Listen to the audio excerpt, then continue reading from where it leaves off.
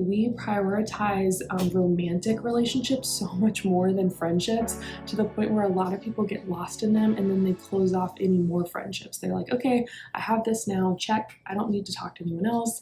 I'm just going to focus on this one relationship. And it makes you lose the relationship with yourself and sometimes lose relationship with other people. And so keep spending time with your friends, keep prioritizing those relationships. Just don't lose yourself in someone else. Well, welcome back. We're going to be talking about self-love, and specifically self-love while in a relationship.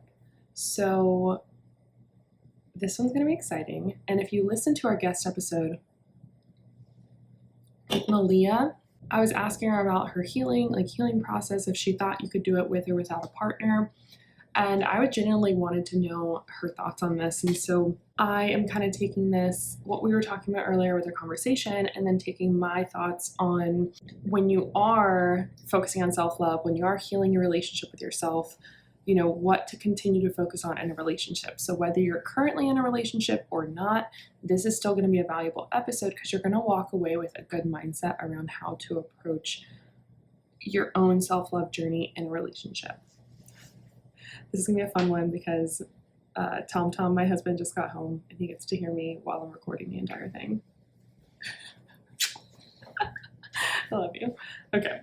While in a relationship, it's so important to continue practicing self-love and caring for yourself. I'm going to be specifically talking about in a relationship with a partner, but this could also go for your relationship with your kids. So if you are a mom or dad or parent and you have kids, this is still going to be really important for you to listen to for yourself as well as for your relationships. So, number one, make sure that you set boundaries. Even in a relationship, you know, when you love someone unconditionally, you would do anything for them, right? Like literally, you're like, I would do anything for you. But sometimes if you're constantly doing everything for someone else, it leaves you having nothing left for yourself. And so get to know yourself enough to where you understand what your boundaries are.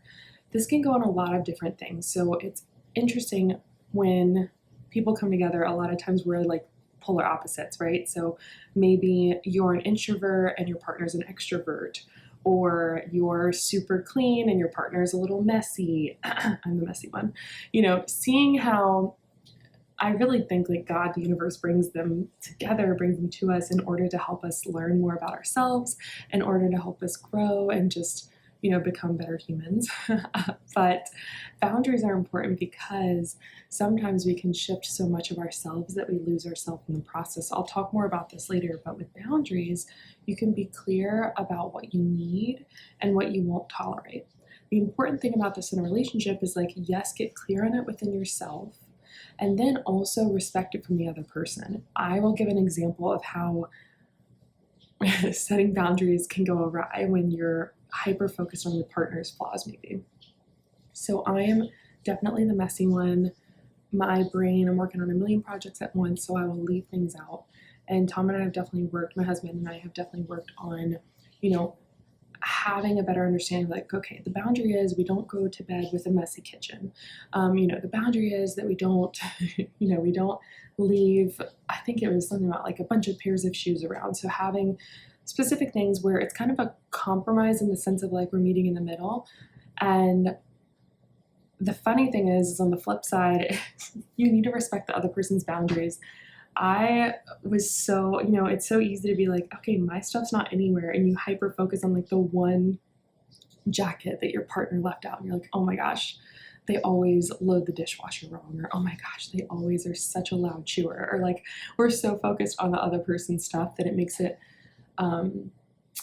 sometimes we aren't respectful of our partner's boundaries because we don't see them. We're just like, oh, that's just stupid. Like, you're not able to see that person's side. And so effective communication and talking about why that's important to you. So I will talk because I'm typically in a typical heteronormative relationship, the husband is seen as like the messy one. Not always, but it's pretty common. So speaking from the messy person perspective, it does help me want to, you know, clean more and be more intentional with where I'm putting things, because Tom has taken time with me over time. Again, we've been together for like 15 years, but sharing, his why behind having a clean space. He comes from a very hectic job in the medical field. When you're dealing with a lot of that and you with chaos and you come home to chaos, that's not going to make you feel at peace at home, which is so important when you're decompressing. And so to explain that to someone is really powerful. And then for me to explain my side in a loving way of like, well, I'm working where I'm living where I'm working. And sometimes I'm so focused on projects, I don't even see the mess. And so we've seen each other's perspective. And so there's a level of grace. It doesn't mean that we walk all over each other, but like he gives me grace and allows me, a little bit more of a window for cleaning opportunities. And he helps so much. And vice versa. Like instead of letting things go awry for like weeks at a time, I try and do a daily cleanup, which if it was just me, y'all, I would not be doing a daily cleanup, but it definitely helped by having that boundary and then understanding your self-love language and your partner's self-love language. I have a podcast episode on like literally all about your self-love language. I have a quiz about it. So make sure you understand like how you can give yourself that level of love, which I'll talk about that through maintaining your independence, loving yourself first, and practicing self-care later on in this episode. But if you can understand your partner's love language, that can also help you with understanding and setting boundaries. So definitely want to do that for your self-love, especially while in a relationship. The second thing is to prioritize your needs. So remember, I talked about this for your partner or your kids. You want to make sure that you prioritize your own needs as much as the needs of your partner. You love that person, right? Unconditionally, but that doesn't mean you need to neglect your own needs. Not only is it so important to prioritize your needs, but it's necessary in the relationship. Because if you're solely focused on pleasing the partner, you can get lost in that. You can get lost in that relationship. And then the reason your partner fell in love with you in the first place of, showing up who you are, if you're completely turning into them, it's just not, that's not going to necessarily keep that relationship alive. So it's so important to prioritize your needs, because if you're not, and then all you're expecting, so this is a big thing for me. I remember being in a relationship and just the assumption was like, okay, well, now I'm in a relationship, so that makes me whole, quote unquote, that makes me whole, which means you should be filling all of my needs. So anywhere I feel less than, anywhere I feel inadequate, the expectation in this relationship is that you fill up that need.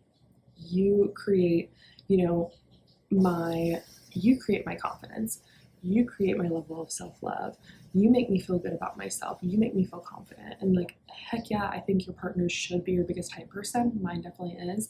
But you gotta be that for yourself. And so prioritizing your needs can really help you remember that like you're worthy of that, regardless of being in a relationship or not. It just creates a good level of unconditional self-love, not based on like how other people are speaking about you, or if you feel loved enough by someone else or externally.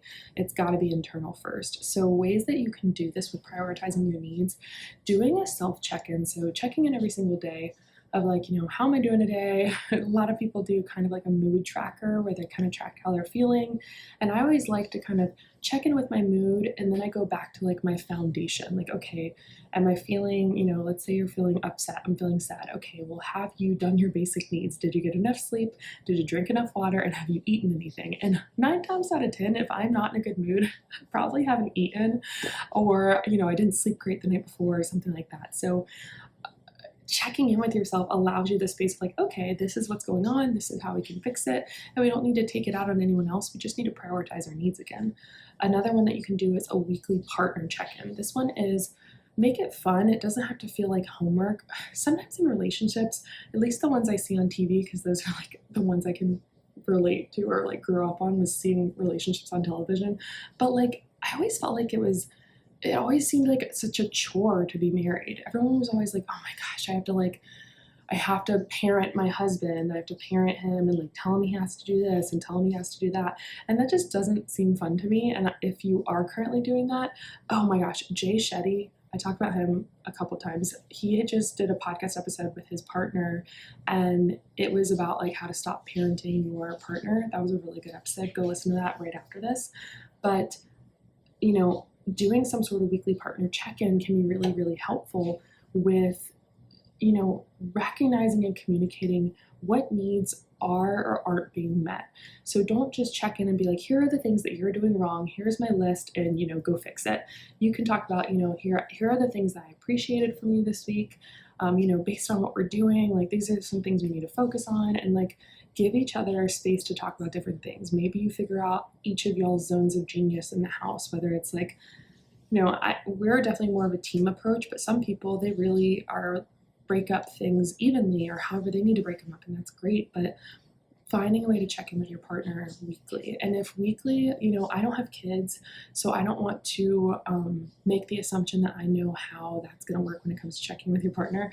So if weekly isn't manageable right now because you have a lot going on, find a time monthly. So maybe you do it once a month. Maybe it's like you do a date night, or I would kind of want to make it separate, but maybe a date night in where it starts off where you guys talk through some things and like check in with yourselves, and then it ends with something that, you know, always makes you feel connected, whether it's like you know, going to a restaurant together or watching a movie together or just like cuddling together or whatever, you know, whatever helps with that. So doing some sort of weekly partner check-in. The next thing that's really, really important for your self-love, for your self-esteem, is to practice self-care. So taking care of your physical, mental, emotional, and well-being is so, so important. And practicing self-care throughout your relationship. So continuing to move your body in ways that feel good, you know, prioritizing different spiritual activities like prayer, meditation, journaling, reading, getting out in nature. Like those things are all really, really important to me. And you can absolutely do a lot of those things with your partner, but I think it's important to prioritize those things for yourself too. Sometimes I have clients who will come to me and they'll be like, J.Go, my partner just won't go to the gym with me. Like they don't want to work out. They don't have the same goals as me. They don't want to go to the gym. I'm like, okay, but why aren't you going? Like if your goal is to go to the gym, if your goal is to work out more, you can't base that goal solely on your partner's adherence to that goal. Because remember we talked about like, what is your why behind a goal? Your partner is not just going to stick with a goal just because like it's your goal and they're like, oh yeah, well it's their goal, so I guess I should go. I mean, maybe they might if they really, really, if it's aligned with their goals as well. But if it's not, it might not happen, especially not in the beginning. So you need to prove those goals to yourself first. You need to practice those self-care exercises and activities before you're like putting your success on your partner, because that's not really fair. They're probably dealing with their own ish too. And so is it helpful to have an accountability partner who's your husband, who you can go to the gym with and meal prep with and do all those things with? Hell yeah, it's amazing. I love it. But it's not always the case. You know, Tom and I went through a chapter where he was in school full time for PA school, and that shit was hard. He was working really hard. He would wake up in the morning, study, and I'd make him breakfast. He'd go to school, come back at lunch, study, go to school, like eat lunch, go to school, come back at home, study, and go to sleep. Like that was legit. He was literally in bed studying. Like he worked really hard. And so if I were to look at that relationship and be like, hey, you're not giving me everything I need. Now, did we have conversations like where we wanted to communicate? Yes. But we communicated that like, hey, I understand that like this is a chapter where I might need to show up more in the household when it comes to, you know, prepping meals, when it comes to doing different things. And so he's also helped me when I've gone through stuff. And so finding that communication and the ability to say like, hey, I need your help, but then also not having this idea of like, okay, well, you know, what would you do for your partner? And so I would absolutely help Tom, and I did, and then vice versa, he's helped me too. And so recognizing like what are your needs and then being able to fill them, practicing self-care even when it's not around your partner. And then the other beautiful thing about practicing self-care for yourself is you're not looking for that external, you know, support. You're really looking at yourself, and it's like a game changer for your confidence inside and outside the bedroom. It's a huge game changer when you're taking care of yourself and you're taking pride in your body. And I'm not saying that you have to look a certain way. Y'all know how I'm all about embracing your body where you're at now. But I think it's important to not just be like, okay, I'm going to put myself on the back burner. I'm going to put my goals and my needs on the back end because, you know, I have kids. You know, it's easy to make excuses like that. And I'm not saying that you don't have a lot going on, because I don't know your life. You probably do have a lot going on, but you can still find time for you, even if it's just 5 minutes. So I want you to try and practice self-care today. That's my challenge to you. The next thing that's really important with self-love and relationship is to maintain your independence. Oh, this is hard, especially when you're like in the beginning of a relationship and you're like, oh my God, what are you thinking? I want to hang out with you all the time. You're amazing. So if you are under this love spell, there's nothing wrong with that. It's amazing. I'm so excited for you. But remember, it's important to maintain your independence and just your sense of self within the relationship.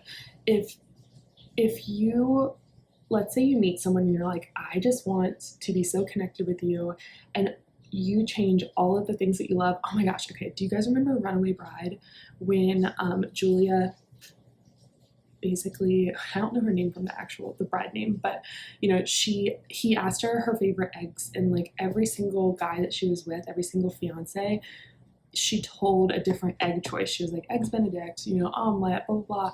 And it was based on what the guy's preference was. And then finally she had this like big awakening of like, I want to figure out what is my favorite type of egg. And that's a very small example, but a good one of like, hey, like it's important for you to know outside of someone else what your favorite things to do are. What are your hobbies you enjoy doing? It's okay to have hobbies that maybe like your partner don't even understand. Like there's nothing wrong with that. And you know, maybe you want to just explain it to them or you want to share it with them in some way, and that's great. But it's also okay to not get all of your connection out of one person. We prioritize romantic relationships so much more than friendships, to the point where a lot of people get lost in them and then they close off any more friendships. They're like, okay, I have this now, check. I don't need to talk to anyone else. I'm just going to focus on this one relationship. And it makes you lose the relationship with yourself and sometimes lose relationship with other people. So it's important to have that independence. It's important to fill your cup and connect with people besides just one relationship. And so keep spending time with your friends, keep prioritizing those relationships. I know it's easier said than done when things get busy, but like find a way to do it, get creative. Just don't lose yourself in someone else. As romantic as that sounds, like losing yourself in someone else, it's also kind of sad, because I want you to step into who you're meant to be and who you know you can be. And if you feel like you're having to, you know, mute yourself in order to fit into the expectations of another person or the standards they have or what they expect out of a partner, you're like, okay, you have to be X, Y, and Z. And if you're not, I heard about this thing where like this guy was like, okay, well, I like it better when you straighten your hair, and I like it better when you wear dresses, and blah, blah, blah. And it's okay to be like attracted to someone and to compliment on something, but like you shouldn't only present yourself in a way that is like appeasable to a partner, even if it's someone that you love. Like figure out what you love for you. And that can be hard when you're a people pleaser, when you want someone to love you. And it also can feel very vulnerable when you're showing all of yourself to someone, like fully getting naked. I mean that outside of the bedroom. I mean like getting really vulnerable with them. It can be scary because you're like, what if they don't like what they see? It can be easy to project previous relationships into this current one, and you start to question yourself. You start to think, no, last time I shared this about myself, they ran away. But try really hard not to project previous scenarios, previous actions from someone else onto this new relationship. That can be really hard. I find myself doing that with my husband, and it's not even his fault. It's literally just based off of like my upbringing, seeing father figures, you know, leave, you know, and I think about that, and he's not going anywhere. My husband's not going anywhere. So it's not fair for me to put that on him and make that assumption. And so I want you to try really hard to do that. I went a little off with the maintaining your independence, but if you do continue to maintain your independence, have your own hobbies and interests, it does really help you feel self-confident opposed to self-reliant. Like that codependent relationship, it ain't it. You don't want that. I promise you don't want that. And then finally, self-love, the secret to it in a relationship. Biggest secret, love yourself first. Remember, you are responsible for your own happiness, and self-love is so essential for a healthy relationship with yourself, but also a healthy relationship with your partner. And so if you don't embrace, love, and respect yourself, it's going to be really, really hard for your partner to do so. And a lot of times, even if they are trying to, love you fully and give you what you need, you're not ready to embrace it. You're not ready to accept it. You don't believe it. And so you have to strive to love yourself first. You need to fill your own cup. You need to seek affirmation from within and be your own hype man. I'll be your hype woman too, but I want you to hype yourself up. So remember that practicing self-love in a relationship, in a family, and all these things, it's not selfish. Like self-love is not selfish. It's necessary. It is crucial to the nourishment of that relationship. So by taking care of yourself, you're going to be able to give more to that partner. You're going to be able to be in a healthier and happier relationship because it's not solely dependent on someone else.